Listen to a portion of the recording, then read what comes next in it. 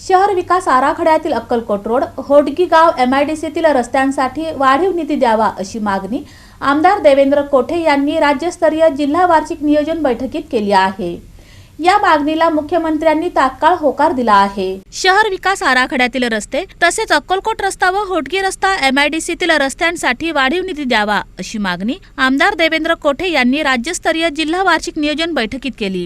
या मागणीला मुख्यमंत्री देवेंद्र फडणवीस यांनी तात्काळ होकार दिला। बैठक जिल्हाधिकारी कार्यालयात झाली असून मुख्यमंत्री देवेंद्र फडणवीस यांनी मुंबईतील वर्षा निवासस्थानावरून व्हिडिओ कॉन्फरन्सद्वारे मार्गदर्शन केले। यावेळी पालकमंत्री जयकुमार गोरे उपस्थित होते।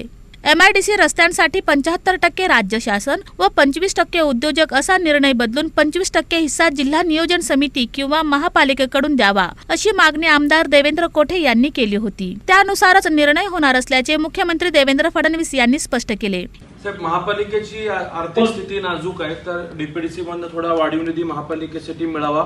विशेष करून DP रस्त्यांसाठी निधीची आवश्यकता आहे आणि जे अक्कलकोट रोड MIDC ला आपण मंजुरी देण्याचं सांगितलं साहेब, 75% स्टेट आणि 25% DPDCतच मिळावी।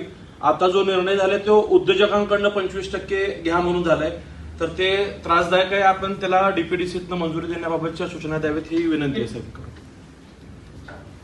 ठीक आहे, हो सर, ठीक आहे। सोलापूर, धन्यवाद। या निर्णयामुळे उद्योजकांना दिलासा मिळाला आहे। या बैठकीस आमदार देवेंद्र कोठे, प्रभारी जिल्हाधिकारी तथा अप्पर जिल्हाधिकारी गणेश निराळे, जिल्हा परिषद मुख्य कार्यकारी अधिकारी कुलदीप जंगम, सोलापूर महानगरपालिका आयुक्त डॉ. सचिन ओंबासे तसेच शहर व जिल्ह्यातील अधिकारी उपस्थित होते।